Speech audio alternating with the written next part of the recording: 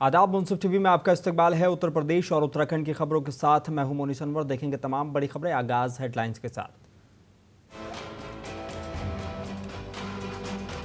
Samajwadi party के नेता आजम खान को बड़ी राहत। एमपी एमएलए कोर्ट ने डूंगरपुर मामले में किया बरी।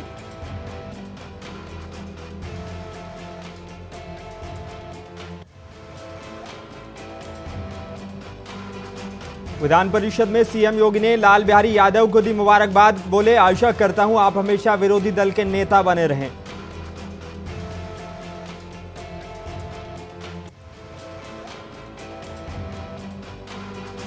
भाजपा सांसद अनुराग ठाकुर के जाति वाले बयान पर मचा सियासी बवाल। अयोध्या समेत उत्तर प्रदेश के कई जिलों में पुतला किया गया दहन।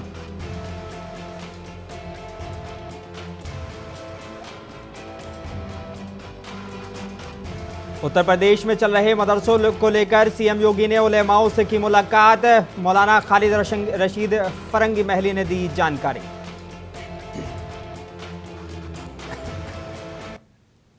आइए बुलेटिन की शुरुआत करेंगे कुछ अहम और बड़ी खबरों के साथ। उत्तर प्रदेश के मुख्यमंत्री योगी आदित्यनाथ ने विधान परिषद में न्यू पेंशन स्कीम यानी कि एनपीएस को लेकर अपना बयान दिया है। एनपीएस पर पूछे गए सवाल का जवाब देते हुए उन्होंने कहा कि प्रदेश में बीजेपी की सरकार बनने के बाद राज्य के करीब 8 लाख कर्मचारियों के पेंशन खाता खोलने का काम किया गया है। इससे पहले मुख्यमंत्री ने लाल बिहारी यादव को विधान परिषद में नेता विरोधी दल बनने पर मुबारकबाद दी और चुटकी लेते हुए कहा कि आशा करता हूं आप हमेशा नेता विरोधी दल बने रहें। इस दौरान सबने ठहाका मार दिया। मैं सबसे पहले माननीय लाल बिहारी जी को नेता विरोधी दल बनने के लिए बधाई देता हूं।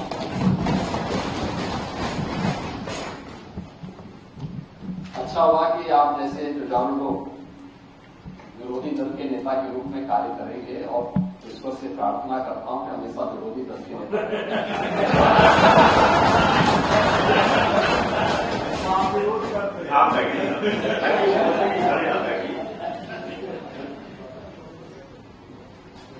सभापति जी ने आप सबकी भावनाओं से अवगत कराया है और जो भावनाएं आपकी हैं पूरे सदन की हैं।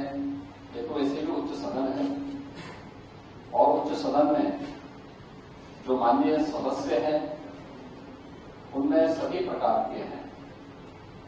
कुछ लोग स्थानीय निकाय संस्थाओं से चुनाव लड़के आते हैं, कुछ शिक्षक निर्वाचन क्षेत्रों से चुनाव लड़कर के आते हैं, कुछ लोग स्नातक मतदाताओं से चुनाव लड़के आते हैं और कुछ माननीय राज्यपाल के द्वारा अलग अलग फील्ड से जुड़े हुए लोगों को मनोनयन के माध्यम से यहां पर आते हैं। स्वाभाविक रूप से एक अपेक्षा भी होती है, सबका एक सार्वजनिक जीवन भी होता है और सरकार इन सभी चीजों पर ध्यान में रख करके हमें अपने स्टेटस को इस रूप में रखना चाहिए कि कॉमन मैन के साथ उसका जुड़ाव देखना चाहिए। मुझे अभी कुछ देर पहले तो त्रिपाठी जी का लग रहा था कि वह एक शिक्षक नेता से अब श्रमिक नेता हो गए। उत्तर प्रदेश विधानसभा के मानसून सेशन का आज तीसरा दिन है। सेशन से पहले शिवपाल सिंह यादव ने बीजेपी सरकार को जन विरोधी बताया है। उन्होंने कहा कि बजट में कुछ है ही नहीं। इस सरकार ने फिर से जनता को गच्चा देने का काम किया है। इस दौरान किसानों के मुद्दे को लेकर भी शिवपाल सिंह यादव ने बीजेपी को घेरा। किसान का लगातार दोहन किया जा रहा है। खतौनी जिस आम भाषा में किसानों को पासबुक कहा जाता है उसके स्वरूप और मूल्य में वृद्धि कर दी गई है, जिससे किसानों को बहुत परेशानी हो रही है। 3-4 गुना अधिक शुल्क देना पड़ रहा है और 19 कॉलम खतौनी समझने में भी दिक्कत आ रही है। उत्तर प्रदेश सरकार में पूर्व मंत्री रहे और समाजवादी पार्टी के कद्दावर नेता आजम खान को कोर्ट से बड़ी राहत मिली है। बता दें कि कोर्ट ने रामपुर के डूंगरपुर मामले में आजम खान सहित सभी 6 आरोपियों को बरी कर दिया है। रामपुर के एमएलए कोर्ट ने जबरदस्ती घर खाली कराए जाने और मकान तोड़ने के मामले में फैसला सुनाया है। हालांकि अन्य मामलों को लेकर आजम खान अभी भी जेल में ही बंद रहेंगे। डूंगरपुर से जुड़े कुल 12 मामलों में 4 में से आजम खान बरी हो चुके हैं, जबकि 2 मामलों में उन्हें सजा हो चुकी है।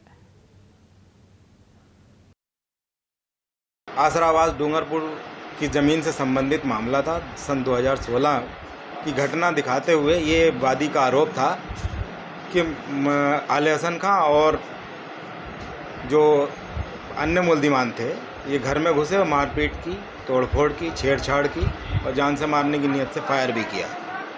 कुल 8 लोगों को नामजद करते हुए ये मुकदमा दर्ज कराया गया था, जिसमें सज्जाद खां की मौत हो चुकी है। बाकी सारे आरोपियों को मोहम्मद आज़म खां, आले हसन खां, बरकत अली ठेकेदार, अब्दुल्ला परवेज शमसी, इमरान खां और इकराम खां को माननीय न्यायालय ने MPMLA कोर्ट ने आज बरी कर दिया है। उत्तर प्रदेश सरकार के मंत्री दानिश आजाद अंसारी ने कहा है कि प्रदेश के विकास के लिए योगी सरकार सभी जरूरी कदम उठा रही है। उन्होंने कहा कि बजट में उन सभी विषयों को शामिल किया गया है जो प्रदेश के विकास के लिए जरूरी है। साथ ही उन्होंने कहा कि यूपी सरकार जनता से किए गए सभी वादों को पूरा करने के लिए प्रतिबद्ध है। प्रदेश के विकास के लिए जो भी चीज़ जरूरी होती है हमारी योगी सरकार उस कदम को जरूर उठाती है। अनुपूरक बजट कल पेश हुआ है। निश्चित तौर पे हमारे प्रदेश के विकास की जो सोच हमारी जनता के बीच में है, जिस उम्मीद से उसने हमें चुना है, हम उस उम्मीदों पे खरे उतरने के लिए पूरे ईमानदारी से काम कर रहे हैं। उत्तर प्रदेश की योगी सरकार ने हमेशा मदरसा शिक्षा की बेहतरी के लिए काम किया है। इस समाजवादी पार्टी के लोग थे जिन्होंने मदरसा शिक्षा के साथ खिलवाड़ किया, लेकिन योगी सरकार ने हमेशा मदरसा शिक्षा को गुणवत्ता शिक्षा से जोड़ने के लिए काम किया है। आज उत्तर प्रदेश के मदरसे तालीम और विकास का एक इंस्टीट्यूट बने हैं और समाजवादी पार्टी ने हमेशा समाज को गुमराह करने के एजेंडे के साथ राजनीति की है। उत्तर प्रदेश के लखनऊ में all India Muslim personal law board के कार्यकारी सदस्य मौलाना खालिद रशीद फरंगी महली ने कहा है कि all India Muslim personal law board का एक प्रतिनिधिमंडल जिसको बोर्ड के जनरल सेक्रेटरी ने लीड किया, उन्होंने उत्तर प्रदेश के मुख्यमंत्री योगी आदित्यनाथ से मुलाकात की है। आगे उन्होंने कहा कि हाल ही में एक ऑर्डर पास किया गया था जिसमें कहा गया था कि जितने भी अमान्य प्राप्त मदरसे हैं जिसमें बच्चे पढ़ रहे हैं उनके बेसिक शिक्षा के स्कूल में दाखिला कराया जाए। All India Muslim personal law board के एक डेलीगेशन जिसको कि बोर्ड के जनरल सेक्रेटरी हज़रत मौलाना फजल रहीम मुजद्दिदी साहब ने लीड किया, इस डेलीगेशन ने उत्तर प्रदेश के चीफ मिनिस्टर जनाब योगी आदित्यनाथ जी से मुलाकात की और उनके सामने जो अभी हाल ही में एक ऑर्डर इशू किया गया है जो कि national commission for protection of child rights ने एक ख़त लिखा चीफ सेक्रेटरी उत्तर प्रदेश को और उसकी बुनियाद पर चीफ सेक्रेटरी ने ये तमाम डिस्ट्रिक्ट मजिस्ट्रेट्स को ये लेटर इशू किया कि जितने भी अनरिकग्नाइज्ड मदरसे हैं जिनमें बच्चे पढ़ रहे हैं उनको बेसिक एजुकेशन के लिए मदरसों से निकाल के स्कूल में उनका दाखिला कराया जाए और जिसमें कि मुल्क के बड़े मदारिस दारुल उलूम नदवतुल उलमा भी है, देवबंद दारुल उलूम देवबंद भी का नाम भी है और जामिया शफिया मुबारकपुर का भी नाम है। और ज़ाहिर सी बात है इस सिलसिले में हम लोगों का ये कहना है कि जितने भी मदरसे हैं ये तमाम मदरसे सोसाइटीज़ के तहत और ट्रस्ट के तहत चल रहे हैं और इन मदरसों ये तमाम मदरसे जितनी भी लीगल फॉर्मेलिटीज़ होती हैं उन सबको फॉलो कर रहे हैं, अकाउंट्स भी ऑडिट होते हैं और इन मदरसों में ऑलरेडी रिलीजियस एजुकेशन के साथ साथ बेसिक एजुकेशन भी दी जा रही है। Hindi, English, math, science, computers भी पढ़ाया जा रहा है। खबर उत्तर प्रदेश के अयोध्या से है जहां पूर्व केंद्रीय मंत्री अनुराग ठाकुर का कमला हसन भवन रिकाबगंज में कांग्रेसी द्वारा पुतला जलाने की कोशिश की गई, लेकिन वहां पर मौजूद पुलिस बलों ने उनके हाथ से पुतला छीन लिया। इस बीच कांग्रेसी और पुलिस प्रशासन के बीच धक्का मुक्की भी देखने को मिली, लेकिन पुतले को कुछ हिस्सा कांग्रेसी जलाने में कामयाब रहे। आपको बता दें कि पूर्व मंत्री और भाजपा नेता अनुराग ठाकुर ने भरी संसद में राहुल गांधी से उनके जाति को लेकर टिप्पणी की थी। इससे नाराज होकर ये कार्यक्रम महानगर अध्यक्ष वेद सिंह कमल के नेतृत्व में किया गया है। और झांसी कांग्रेस पार्टी के द्वारा आज पूर्व केंद्रीय मंत्री अनुराग ठाकुर के बयान को लेकर झांसी के इलाइट चौराहे पर उनका पुतला दहन होना था, लेकिन पुलिस बल की मौजूदगी में कांग्रेसी लाख चाहकर भी अनुराग ठाकुर का पुतला दहन नहीं कर सके। अनुराग ठाकुर ने हाल ही में संसद में दिए अपने विवादित बयान में, जिसमें उन्होंने राहुल गांधी को एक एक्सीडेंटल हिंदू कहा। उन्होंने हिंदू धर्म और हिंदू संस्कृति से कोई लेना देना नहीं है। इसके विरोध में आज इलाइट चौराहे पर कांग्रेसियों के द्वारा उनका पुतला फूंका जाना था। पुतला जल गया, अनुराग ठाकुर का विरोध प्रदर्शन भी हो गया। जगह जगह पुलिस ने पुतले को रोकने का प्रयास किया, लेकिन सब लोगों की भावना थी कि ऐसी भाषा जो पूरी दुनिया के अंदर एक नेतृत्व के कमजोर आदमी की आवाज़ के प्रतीक माने जाते हैं, राहुल गांधी, उनके लिए कोई भी व्यक्ति अभद्र भाषा का प्रयोग नहीं करे। कल जिस तरह और संसद में भाजपा सांसद अनुराग ठाकुर द्वारा कांग्रेस के सांसद राहुल गांधी के खिलाफ अमर्यादित शब्दों का प्रयोग करने पर उत्तर प्रदेश के जिला बिजनौर में भी गुस्साए कांग्रेस कार्यकर्ताओं ने कलेक्ट्रेट पहुंचकर प्रदर्शन किया और अनुराग ठाकुर के खिलाफ कार्रवाई की मांग को लेकर एक ज्ञापन जिलाधिकारी को सौंपा है। कांग्रेसियों ने कहा कि मोदी सरकार के पूर्व मंत्री अनुराग ठाकुर द्वारा राहुल गांधी की जाति को गाली दिए जाने का और जिला शहर कांग्रेस कमेटी घोर निंदा करती है। कांग्रेसियों ने अनुराग ठाकुर के इस्तीफे की मांग करते हुए सड़क पर प्रदर्शन किया। मेरा नाम मुनीश त्यागी है, जिला उपाध्यक्ष हूँ कांग्रेस कमेटी बिजनौर। जिस तरह से संसद में राहुल गांधी जी के साथ अनुराग ठाकुर ने घटिया भाषा का प्रयोग किया है, जाति सूचक शब्द कहे हैं, उनकी जाति को गाली देने का काम किया है, कांग्रेस कमेटी उसका घोर निंदा करती है। और बीजेपी के लोग ये ना समझें कि इस गुंडागर्दी के दम पे सरकार चलेगी। आज राहुल गांधी नेता प्रतिपक्ष हैं, किसी भी सूरत में कोई भी गलत काम होने नहीं दिया जाएगा। जिस तरह से इन्होंने युवाओं का शोषण करने का काम किया है, पढ़े लिखे युवा आज नौकरी के लिए मोहताज हैं। आज और अमरोहा में भी कांग्रेस कार्यकर्ताओं ने भाजपा सांसद अनुराग ठाकुर का पुतला फूंकने की कोशिश की, लेकिन पुतला फूंकने के दौरान कांग्रेस जिला अध्यक्ष सहित कांग्रेस के नेता हंसते हुए नजर आए। पुतला फूंकने का कांग्रेस कार्यकर्ताओं ने गंभीरता से नहीं लिया। कांग्रेस जिलाध्यक्ष से पुलिस ने पुतला छीन लिया। डिडौली के गांव हरियाणा में कांग्रेस के कार्यकर्ता पुतला फूंकने पहुंचे थे। उत्तर प्रदेश कांग्रेस कमेटी के आदेश पर जिला एवं शहर कांग्रेस कमेटी अमरोहा के पदाधिकारियों द्वारा जिला मुख्यालय अमरोहा पर भाजपा के सांसद अनुराग ठाकुर का पुतला फूंका गया और विरोध प्रदर्शन किया गया।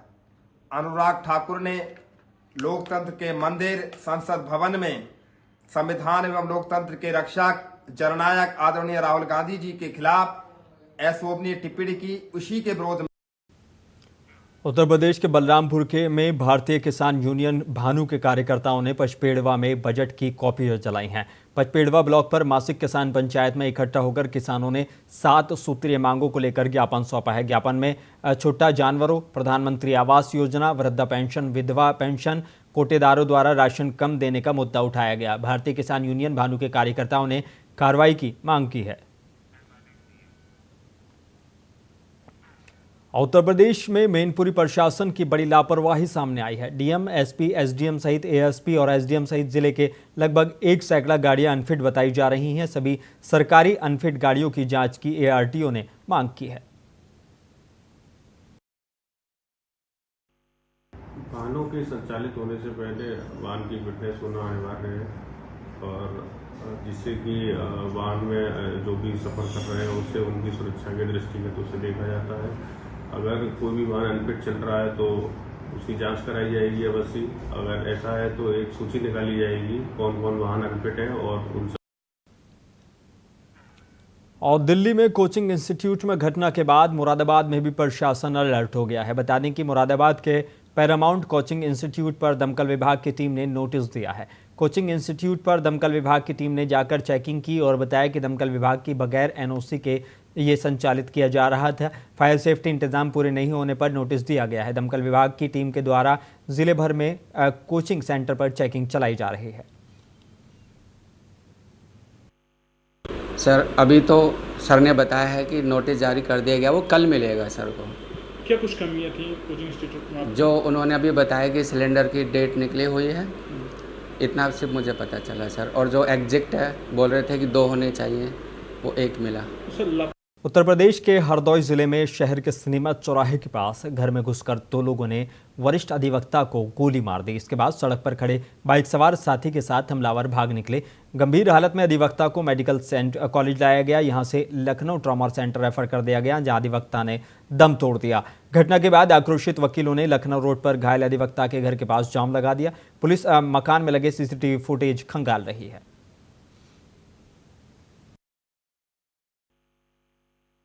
दो लोग आए, कहने लगे वकील साहब जरा बुला दीजिए, कोर्ट मैरिज करानी है। हमने कहा ठीक बैठो, तो थोड़ी देर अंदर बैठने की कोशिश करी, उसके बाद हम चले गए हुआ तो ये बाहर आ गए बरामदे में। हम गए बुला लाए उनको कि बाबूजी कोई आए हैं, कोर्ट मैरिज करानी है, चलिए। तो आए और जैसे आए कि कुर्सी बैठे तैसे उन्होंने फाइल बढ़ाई और तड़ाक से गोली मार दी। उत्तर प्रदेश के हरदोई में अधिवक्ता कनिष्क मल्होत्रा हत्याकांड को लेकर वकीलों का गुस्सा काफी बढ़ा हुआ है। सभी वकीलों ने एसपी ऑफिस जाकर मौन रूप से प्रदर्शन किया। वकीलों की मांग है कि हत्यारे को जल्द से जल्द गिरफ्तार किया जाए और उन्हें फांसी की सजा दी जाए। साथ ही हत्यारों के घरों पर बुलडोजर की कार्रवाई की जाए। वकीलों ने कचहरी में 5 अगस्त तक कामकाज हड़ताल की घोषणा की है। वहीं वकीलों के आक्रोश को देखते हुए शहर में भारी पुलिस बल तैनात किया गया है।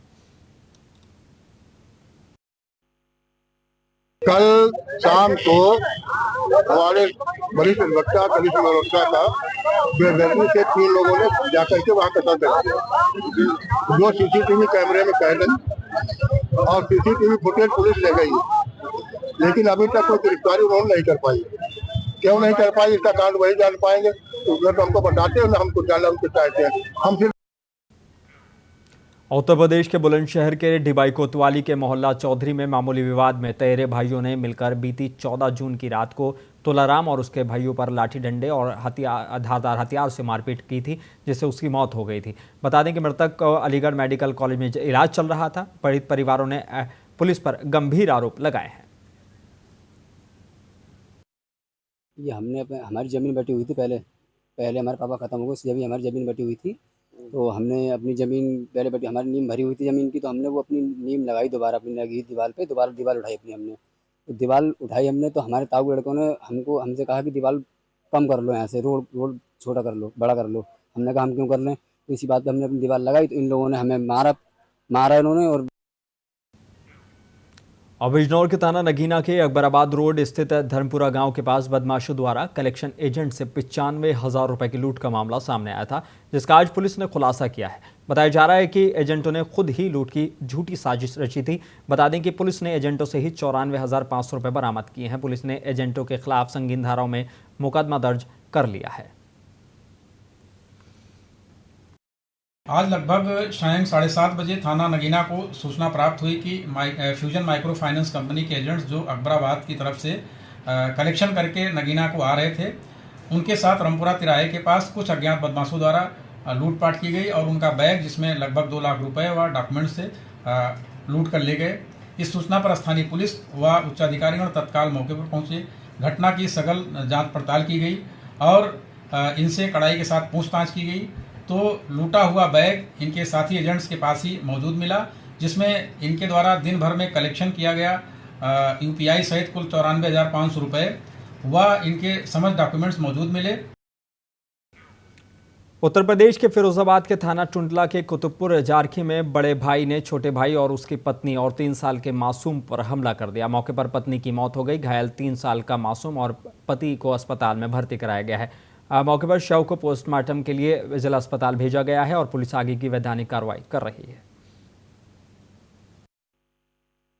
कुतुबपुर जारखी थाना टुंडला से एक हत्या संबंधी सूचना प्राप्त हुई। इस सूचना पर तत्काल स्थानीय पुलिस मौके पर पहुंची। वरिष्ठ अधिकारीगण भी मौके पर पहुंचे।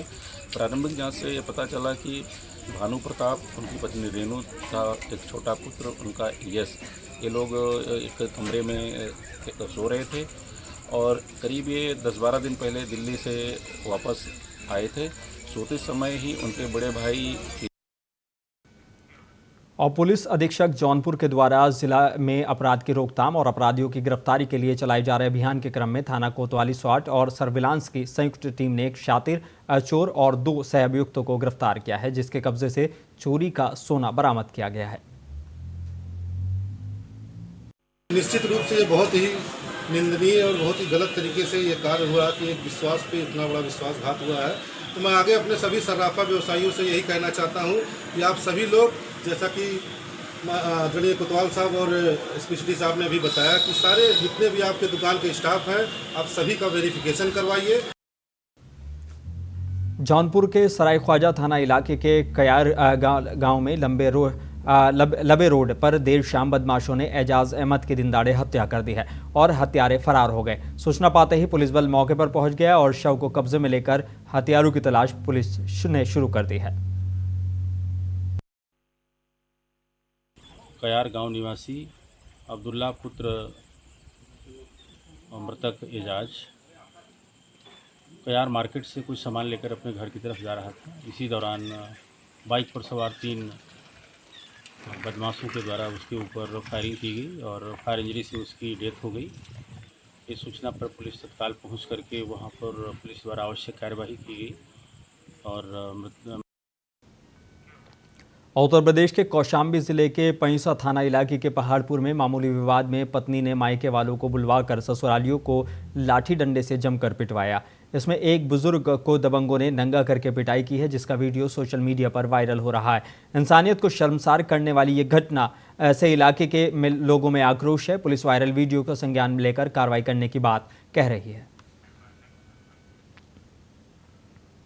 उत्तर प्रदेश में संभल डीएम डॉक्टर राजेंद्र पैंसिया आज अचानक संभल नगर पालिका पहुंच गए। दरअसल संभल नगर में की खराब सफाई व्यवस्था को लेकर मिली शिकायतों के बाद डीएम साहब ने ये एक्शन लिया है। डीएम डॉक्टर राजेंद्र के मुताबिक डोर टू डोर कलेक्शन सही नहीं पाया गया। उन्होंने कहा कि पिछले कई सालों से एक ही एजेंसी ये काम कर रही है जो नियमों के खिलाफ है। डीएम साहब ने एडीएम के नेतृत्व में जाँच कराने के लिए कमेटी बनाई है जो 5 दिनों में अपनी रिपोर्ट सौंपेगी। नगर पालिका में हमने औचक निरीक्षण किया था। एक तो सफाई व्यवस्था चेक करने के लिए door to door collection, bioremediation और यहाँ जो कार्यालय है उसकी भी एक विजिट थी आज हमारी। तो उसमें कुछ दिनों से शिकायत मिल रही थी कि डोर टू डोर सही ढंग से नहीं हो पा रहा है। उत्तराखंड के रुड़की में हरिद्वार हाईवे पर शिव भक्त बड़े वाहन से गंगा जल लेकर अपने गंतव्य की ओर लौटने लगे हैं। पुलिस प्रशासन ने भी सुरक्षा के उचित इंतजाम किए हैं। उत्तराखंड की सीमा से हरिद्वार तक बड़ी संख्या में पुलिस फोर्स तैनात की गई है।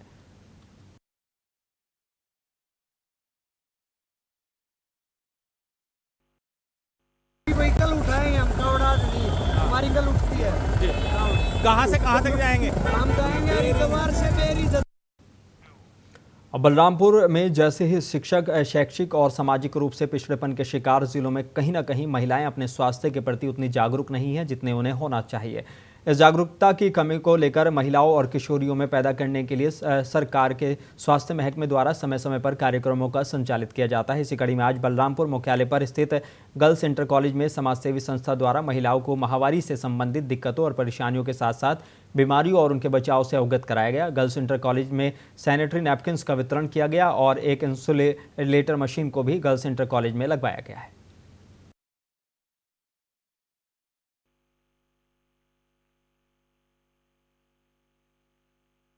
और मैंने एक संस्था शुरू करी है जिसका नाम है पैड पैल्स। पैल का मतलब है संगिनी। मैं 17 साल की हूँ और मैं आपको माहवारी के बारे में कुछ ज़रूरी मैसेज देना चाहती हूँ। मैं चाहती हूँ कि आप ये समझें कि माहवारी कोई परेशानी नहीं है, ये हर महिला होने की निशानी है। उत्तर प्रदेश के मुरादाबाद के थाना छजलेट में एक युवक ने पारिवारिक विवाद के चलते जहरीला पदार्थ खाया। जहरीले पदार्थ खाने का युवक ने मोबाइल में वीडियो भी बना दिया। युवक ने वीडियो बनाकर सोशल मीडिया पर अपने स्टेटस पर लगाया। युवक की इलाज के दौरान मौत हो गई। मृतक युवक के परिजनों ने गंभीर आरोप लगाते हुए पुलिस से शिकायत की है। पुलिस ने मृतक युवक की पत्नी और ससुराल वालों पर मुकदमा दर्ज कर लिया है।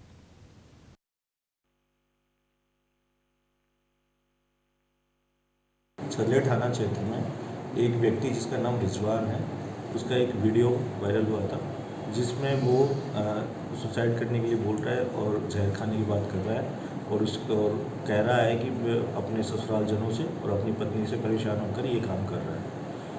और ये वीडियो संज्ञान में आया और इसमें जो जहर खाने के बाद उसके परिजनों ने उस लड़के को अस्पताल में भर्ती कराया और घर वालों ने ये सूचना उस वक्त पुलिस को दी नहीं थी।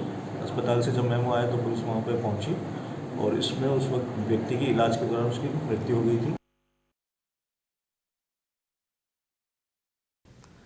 और बता दें कि एक मगरमच्छ पाया गया है झांसी के कोटखेरा गांव के नदी पार मोहल्ले में आज सुबह शौच के लिए गए बच्चों को नदी किनारे मगरमच्छ और बच्चा दिखाई दिया है।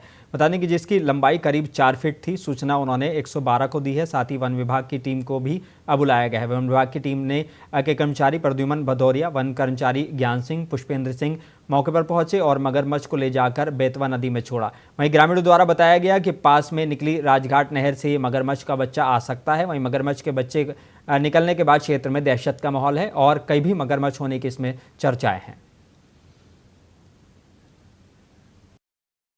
मिथुन। अच्छा मिथुन जी, आज क्या हुआ? कहाँ क्या चीज हुई? हमारे एक बगल पड़ोस में एक चाचा जी रहते हैं, प्रदीप बेहरा। उनका लड़का शौच के लिए नदी में गया था, तो वहाँ पे उसने देखा कि मगरमच्छ, वो दौड़ता हुआ वापस आया। अपने पापा जी से बोला कि पापा जी नदी में मगरमच्छ है, तो वो देखने गए। तो उनने, हमें मोहल्ले पे थोड़े दूर रहते हम लोग, तो उनने फोन लगाया कि नदी में मगरमच्छ है। तो हम लोग सभी लोग। अब बुलेटिन में बस इतना ही। मुझे दीजिए इजाजत। बने रहिए मुंसिफ टीवी के साथ।